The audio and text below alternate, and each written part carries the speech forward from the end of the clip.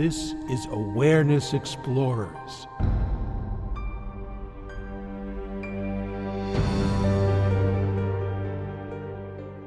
Welcome back, fellow explorers, to Awareness Explorers. Great to have you listening in.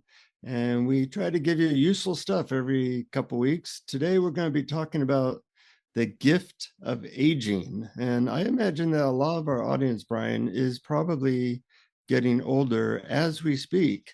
And so it's a very relevant topic. And I know I have a bunch of stuff to say, and you do too. But when we decide on this topic, what came through your aging but non-demented brain? Well, of course, it's a subject dear to my heart since I'm definitely in the senior population. And I do know that it's a fact that many people, as they grow older, do turn to spirituality. But I don't think that it is a given either that they will turn to spirituality or that they will successfully awaken when they do. But I think that there are a lot of factors that can help. So I'm curious about how you think of it and what some of the topics related to this are that you've come up with. Well, first thing is a confession. Will you be my father confessor for a moment? Yes, my son. Okay.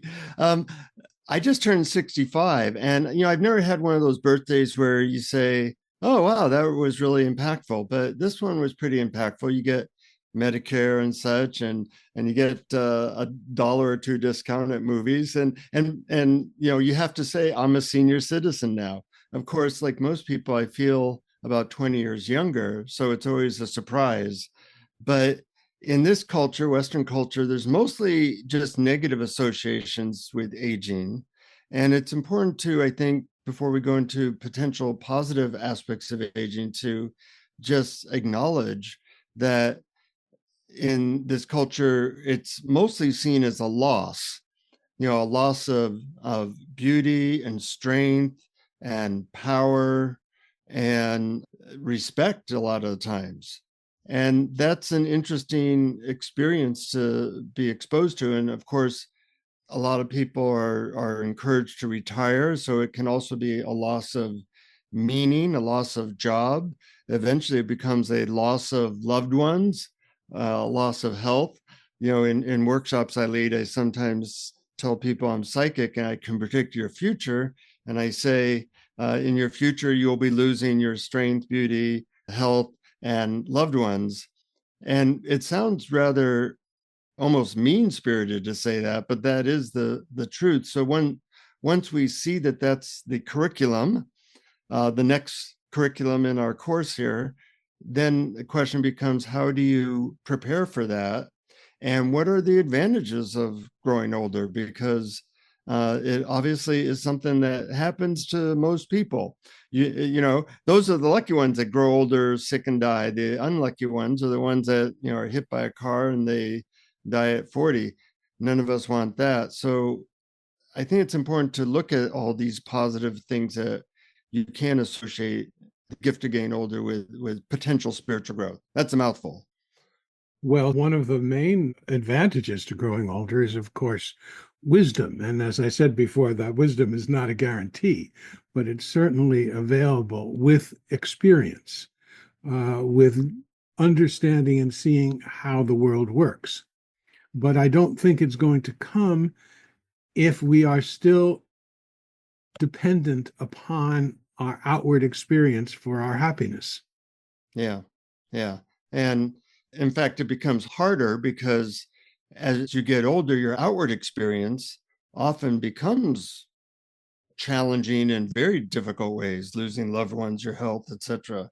So you definitely want to kind of make a transition from, you know, making money and creating a life to being able to let go of things gracefully, and even finding the advantages in letting go of some of the things that you used to depend on for your happiness.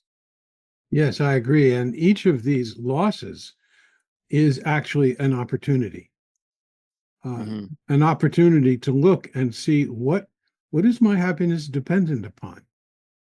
Is it dependent upon my outward experience, or is there something within me that has never changed ever since I was much, much younger, in which all my experience appears?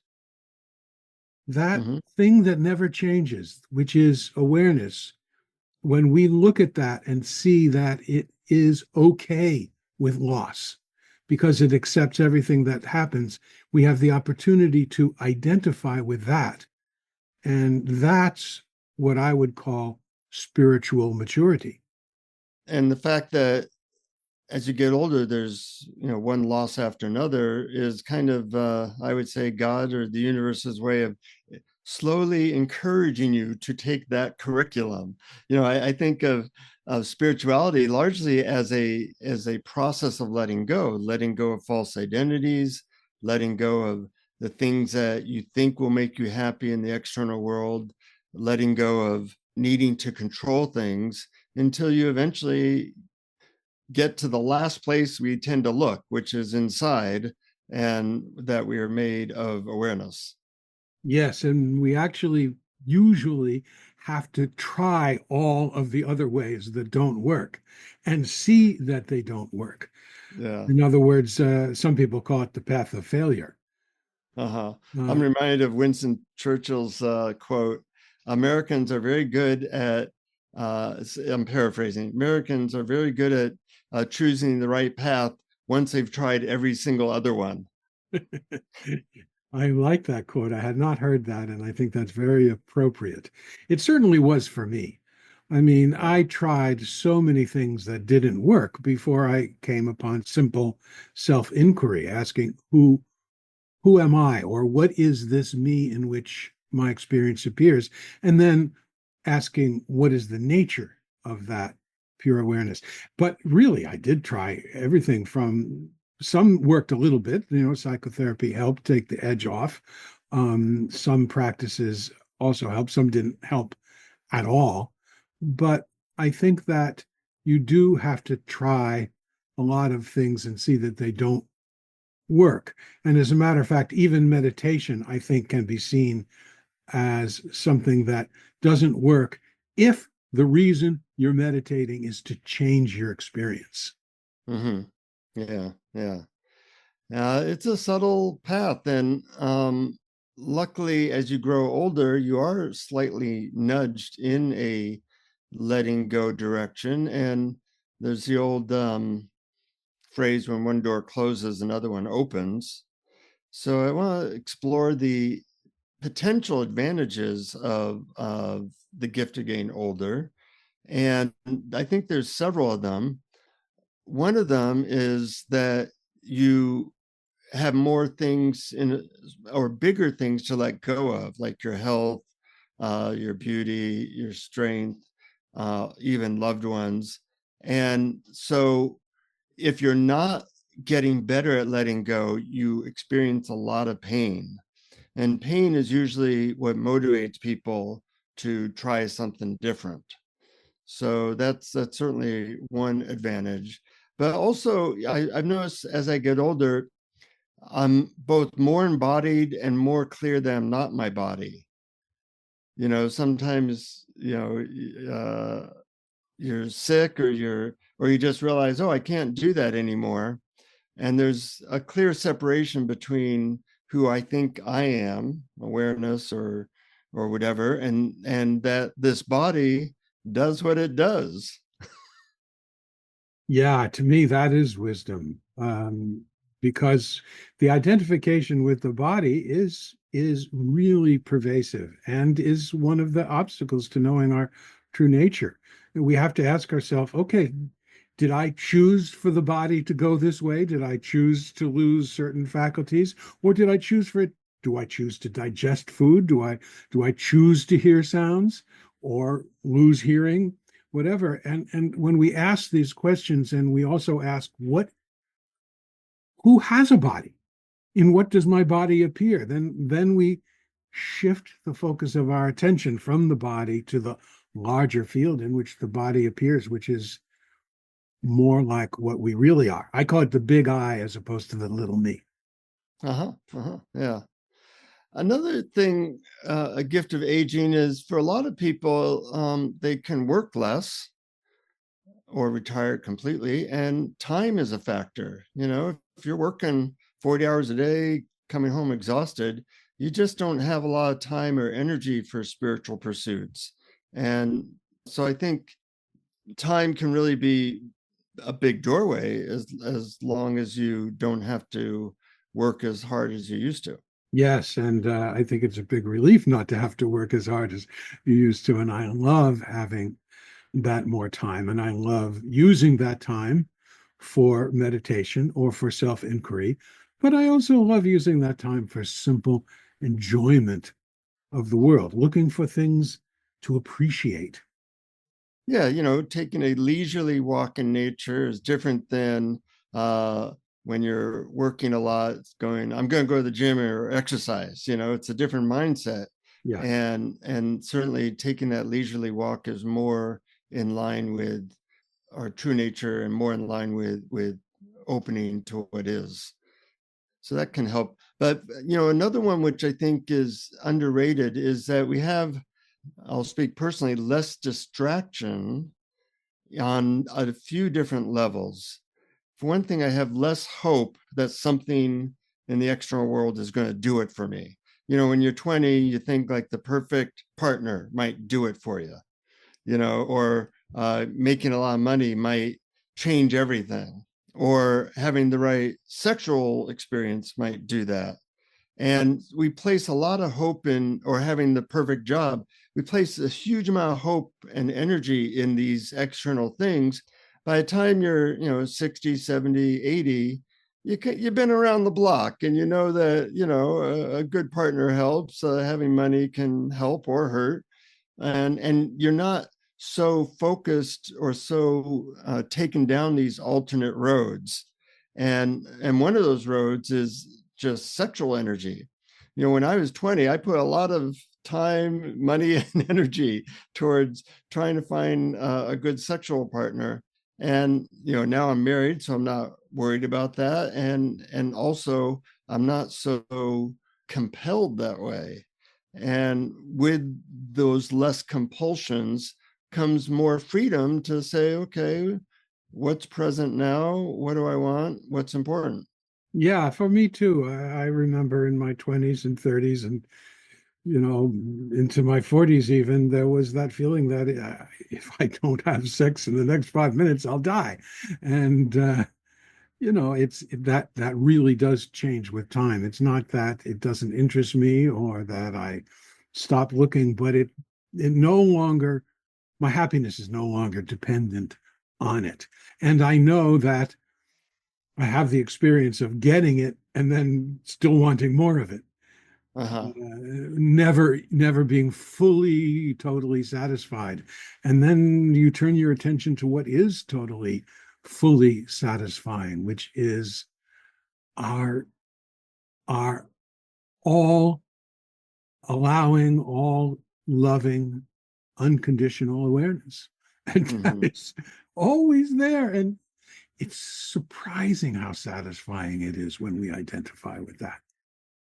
And a requirement of that, you not be so compelled looking in some other direction, Yes, yes. which happens when you're in your 20s, 30s, and such, quite a bit.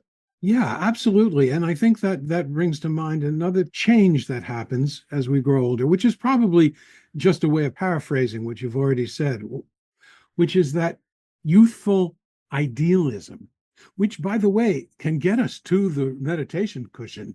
A Mm-hmm. lot of these things that we let go of are actually important in getting us started. The other Yeah. thing is the romanticizing famous people and their awakenings. Mm-hmm. This is something that we do. We say, oh, we read a story about some famous teacher and their awakening experience, and we have to have that awakening experience. And we idealize teachers. And this needs to be outgrown. Mm-hmm. Yeah, that can be just one more compulsion. Yeah. And when we do outgrow it, and we lose that sense of comparing, we lose that sense that My experience must be a certain way, it must be the same as others. And we can stop and say, well, what is my actual experience right now? And what if I didn't take any steps to change it? Then we can open to direct experience, to knowing it on an unfiltered, unconceptualized, even wordless way. And that is a very, very good path. Yeah, yeah. Said very poetically.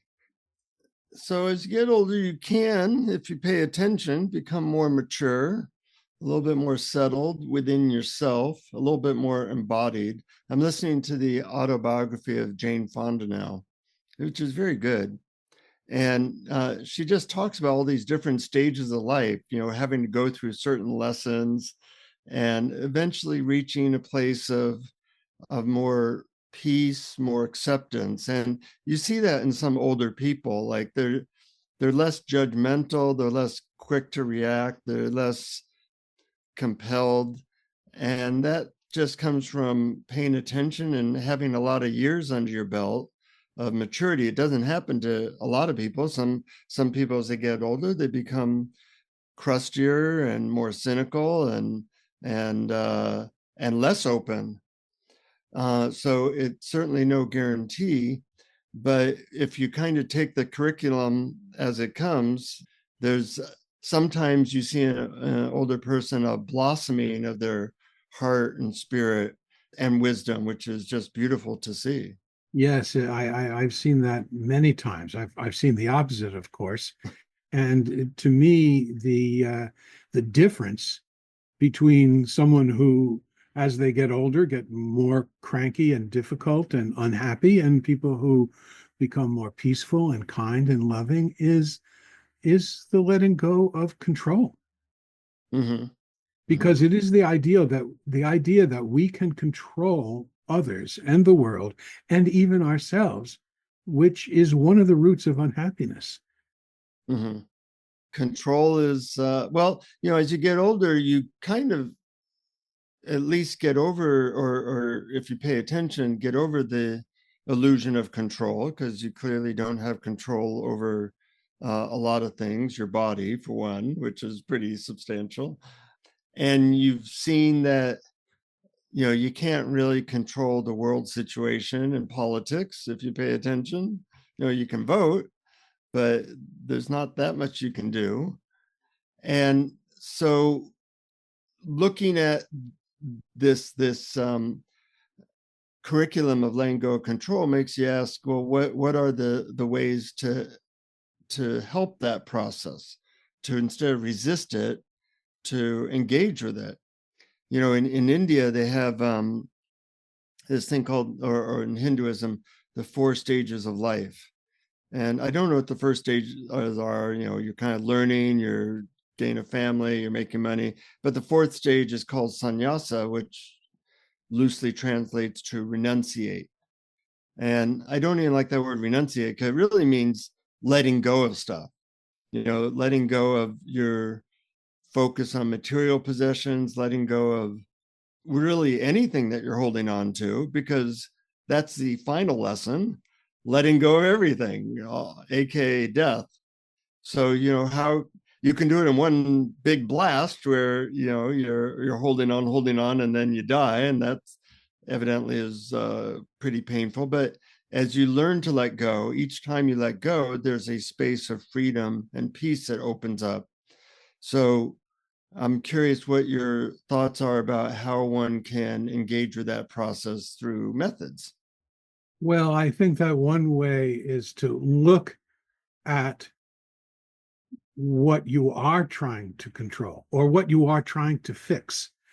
Mm-hmm. And one way of doing it is to sit and wait for a thought to arise. And then when that thought arises, ask the question, what problem is this thought here to solve? Because Mm-hmm. practically, without exception, all thoughts are or contain a problem to solve, even the simplest thought. And so if you just sit and wait for those thoughts to come, you're not controlling your thoughts, you're just allowing them to arise, and ask, What is the problem this is trying to solve? And then ask, what if there was no problem to solve? Or what is here without a problem to solve, which is Locke Kelly's phrasing, or Yeah. my paraphrase, who am I without a problem to solve? I think these are good letting go or surrender techniques. Yeah. And I like, there was just one other thing I wanted to add. I read a quote from Adyashanti that said, most surrender happens through us when we're worn out. uh-huh. So that's the other method. It's seeing that is actually looking at how tired effort makes us Hmm. and seeing how the dropping of effort actually can bring energy. Yeah, that's beautiful. Well, of course, there's some letting go spiritual methods. In a certain way, the best meditations, I think, fit that category. They're all a form of letting go. The whole Sedona method, they really have 5 different approaches to letting go, which I think are all great. I think gratitude for what's happening right now is another form of letting go. Yes. We're complaining in our head, we're trying to fix something, we're basically saying, resisting what is. And gratitude is a full acceptance of what is. So in a certain way, it's a different type of letting go method. Recently I had this medical condition where I lost all hearing in my left ear,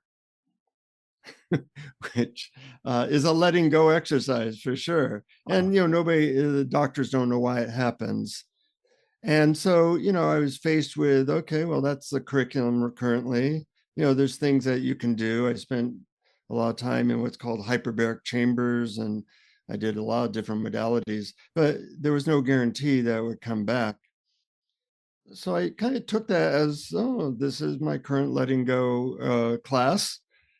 And you can still act, like in the Bhagavad Gita, act passionately without attachment to what happens. And I did my best to do that. Ends up that my hearing has been largely restored. There's no guarantee what will happen tomorrow, though, but I saw that as coming previews of coming attractions, letting go of your strength and other things. So it was a good lesson. And another aspect of it was letting go of my time, because these different modalities took like 6 hours a day, and not resisting that whole process, not trying to complain this shouldn't be happening, just like, oh, okay, well, this gives me an opportunity to let go of some clients, let go of some things I wanted to do, and trying to be grateful for what hearing I did have during this time. Mm-hmm. Trying to be grateful for the fact that I had money to pay for all these medical things. And I think that gave me a little bit of confidence that when the other things happen, as they inevitably do, I'll have some experience. I was talking to a friend of mine who's had been dealing with cancer for 5 years. And I said, "What are you learning?" And she basically said, "I've learned that 2 things, that I can let go and that I can be resilient and I can just appreciate this moment." Mm-hmm. So being aware of this curriculum, trying to have a good attitude towards it, trying to have methods that you've practiced so that when the time comes that you have to let go of something, you have some sense that, yeah, I might be able to handle that. Mm-hmm.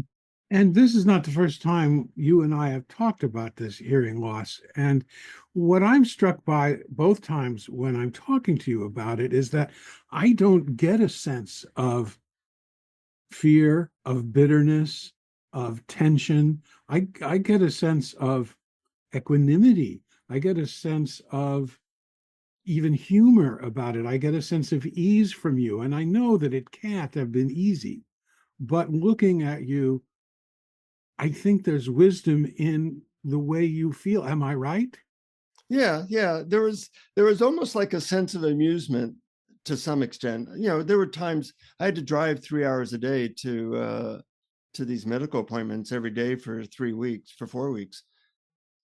And I on the way driving there, I'd be like, this is I'm not enjoying this part. Or sitting in chambers where you can't move, for 2 hours. Yeah. So I wouldn't say it was fun, but I there was an equanimity there that I was kind of surrendered. And there was a sense also of a little bit like the universe sending me this letting go curriculum, like, oh, that's a good one.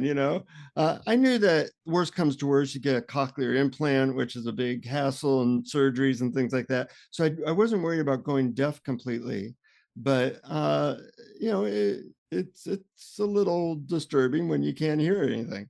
Yeah. But I really like this phrase that you use, the letting go curriculum. And I Uh-huh. think that this is a real source of wisdom as we age, to know that all that happens to us in our life is part of the letting go curriculum. Yeah, yeah. I remember a quote from Ram Dass. He said uh, he was giving some advice to someone and who had cancer and who was resisting it. And he said, well, it looks like cancer's on your curriculum. You might as well take the course. You can say, I don't want this course, but you got the course. You might as well take it. Yeah, yeah. Uh, of course, that's not always easy. So yeah, having that attitude that there's something to get here, as well as clearly there's something that one's losing. And as Adyashanti says, if you can just let go of resistance, that's the key to awakening. That's right. That's right. Really is. And now I want to circle back just a little bit to something that you said when you're talking about politics in the news and said we can vote and that's basically all we can do. There are other things that we can do. Mm-hmm. And sometimes allowing things to be as they are means allowing what action we're called upon to take. If someone is in need and needs help and we're able to, we don't just say, oh, that person should suffer because it's God's will. No, we accept the fact that we're called upon to lend a hand. So that there are things that we can do. We could run for office. We could write op-ed pieces. We could there are things that you can do. But I think the key really is in, and this has been put the best anywhere, is in the place where this was the most poetically and perfectly put, is in the serenity prayer, where Mm. we ask for the strength to accept what can't be changed, the courage to change what can be changed, and the wisdom to know the difference. And this is a lifelong curriculum. Yeah, yeah. You don't master that one and then you're done.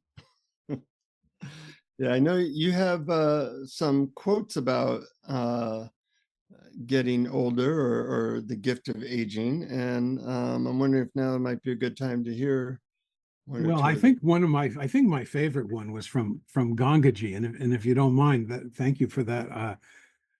It's a little long, but a few sentences, but I'd love to read it. Hmm. She was being interviewed by Hillary Larson in radio, Gangaji Radio, and the episode was called Aging, Ending the War Against Time. Hmm. And in it, she said, this body, as your body, has a physical story based on genetics and environment and early nourishment or lack of nourishment. It has a story. It will play itself out. But you are the lucidity that the story appears in, regardless of the direction the body story is going. You are the clear light that it appears in.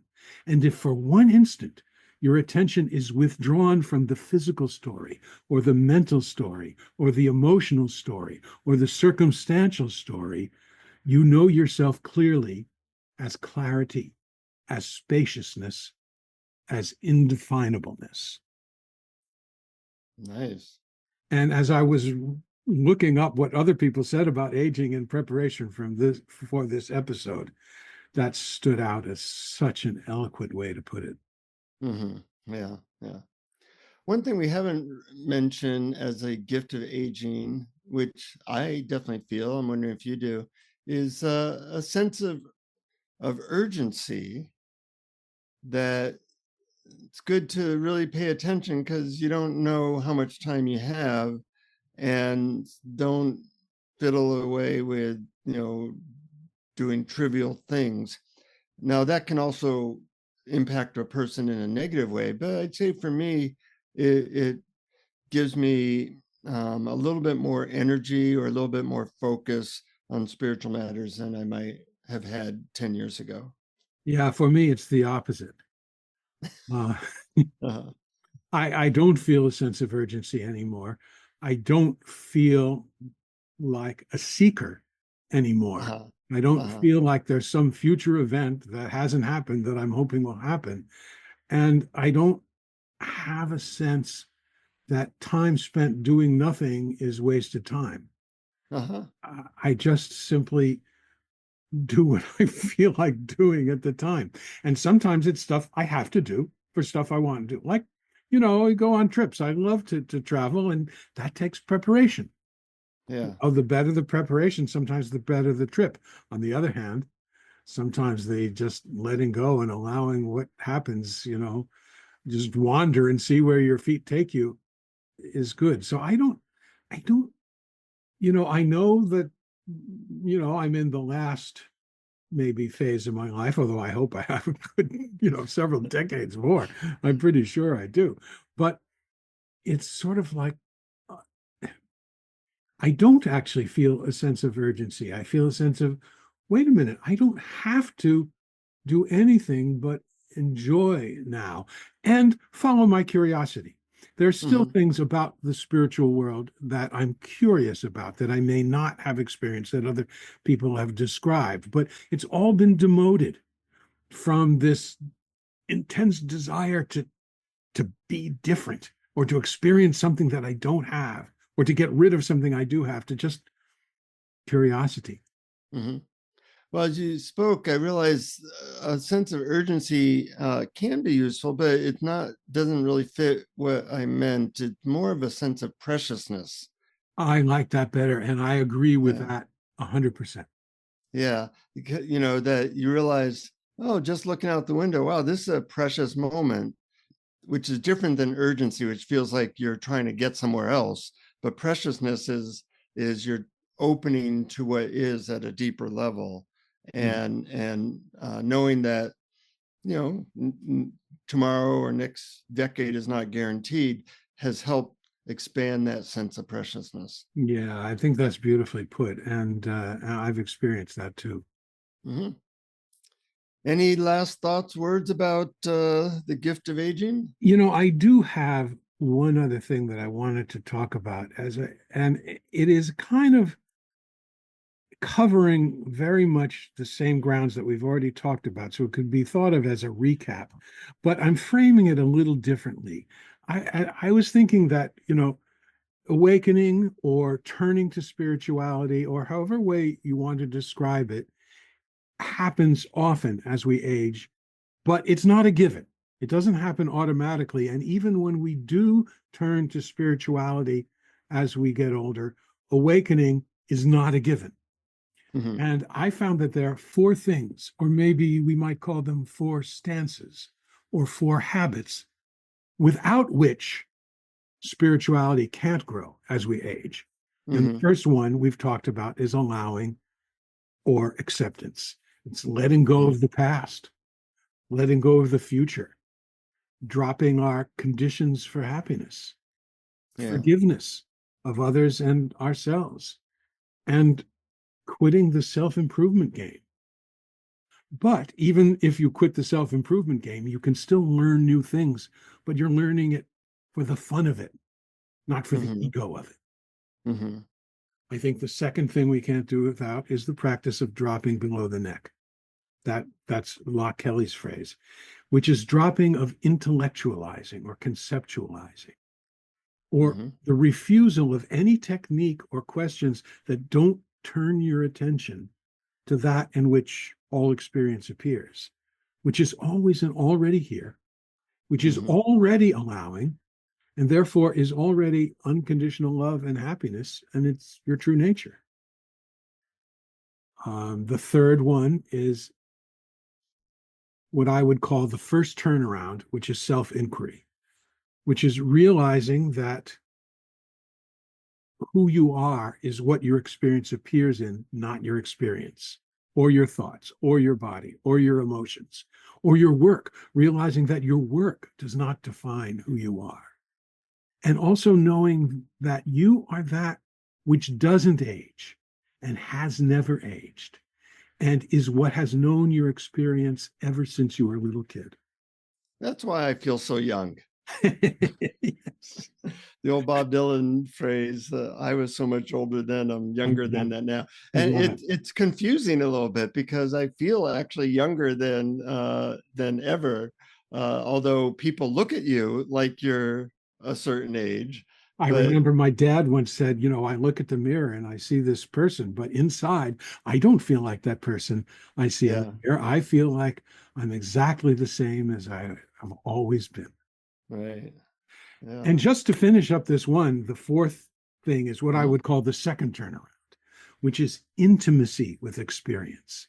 It's when you've turned around and looked at awareness and see that it's all allowing and accepting. The second turnaround is you turn around from awareness and you identify with awareness and look out at the world from there and see that nothing appears outside of awareness and that all experience is awareness. Therefore, I am experiencing. Therefore, all is me.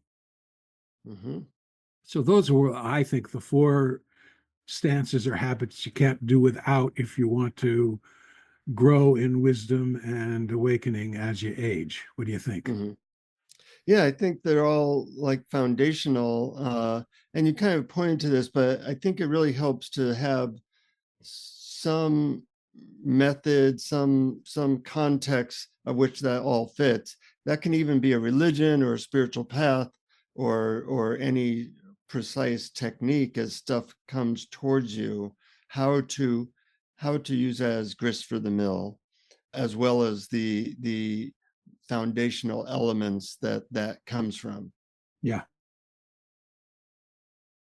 So, is this a good time to lead us in a meditation around this subject? It's always a good time. Now is always a good time. Yep. So let's do that. Okay. Let's begin by finding a quiet, comfortable place to sit or lie down and close your eyes and take a deep breath and hold it for a moment and then slowly release it. And feel your body relax as you settle into this moment of peace.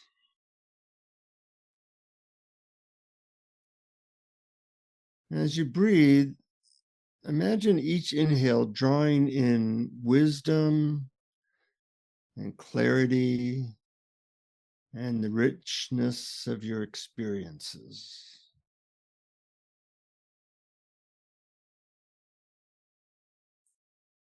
With every exhale, let go of worry,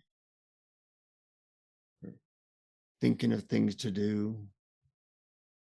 And allow yourself to soften into the present moment.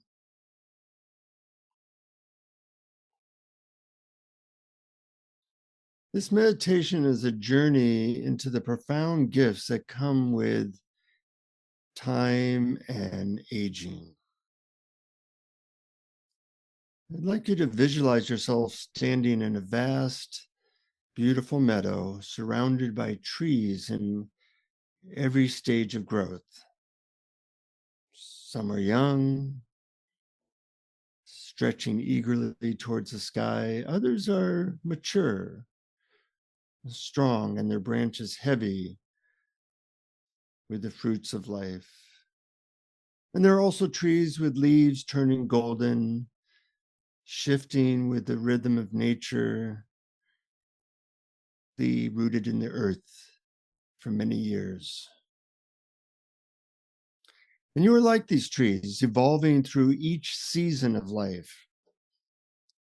The past has given you strength. The present offers peace. And the future holds promise of the unknown. With age, you have gained depth and resilience and a greater understanding of what truly matters.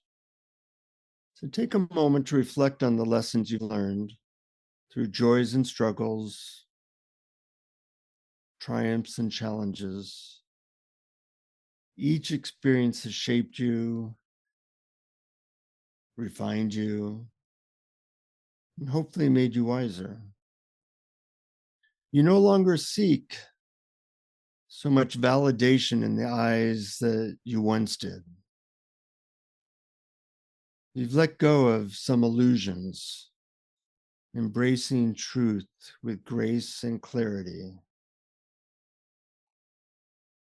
So breathe in and acknowledge the wisdom and the peace within you.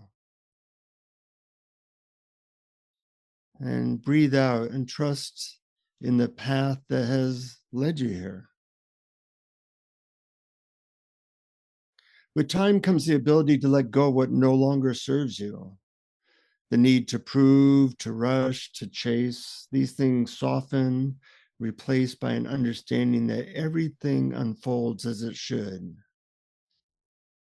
So feel this sense of calm washing over you like a gentle stream flowing through your soul.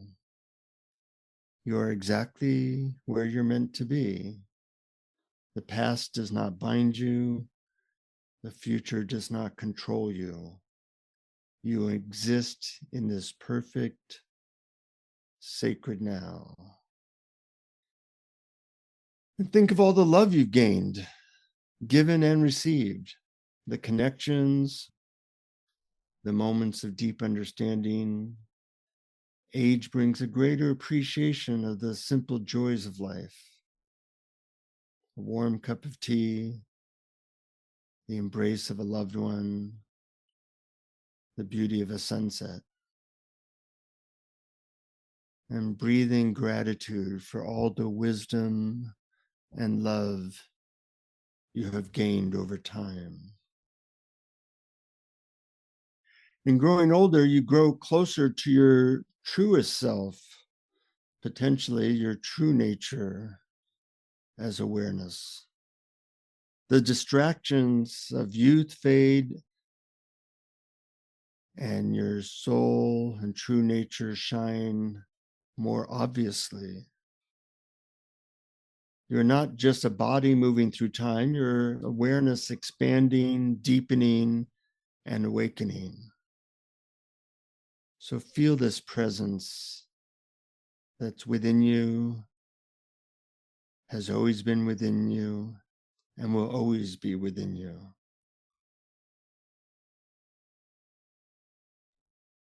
Gently bring your awareness back to your body. Wiggle your fingers and toes. Take a deep breath, feeling the fullness of all that you are. And when you're ready, slowly begin to open your eyes, carrying with you the knowledge that every year and every moment is a precious gift for growth, for love, and for enjoying your true nature that never ages. And welcome back. Well, that was beautiful and touching, profound and poetic. Thank you for that. Very welcome. Yeah, it's good to connect with the broader picture of life. Yes, exactly. And as a segue, if people want to continue to connect with the broader picture of life, we appreciate your support. And if you want to support us, get extra stuff, go to patreon.com/awareness explorers. We send you extra stuff each month. And, if you like this stuff, pass it on to your friends and family. I like how you say in our outro, Brian, that knowing yourself as awareness is the greatest gift you can give to yourself and others, or something like that. And those, yeah, give those yourself healings, and the people you love, or something like that. Yeah. Uh-huh. Yeah, I believe it. I do too. And I try to think of each episode as a gift as well. Not just Jonathan and Brian sharing their advanced wisdom, but just what's going to be helpful.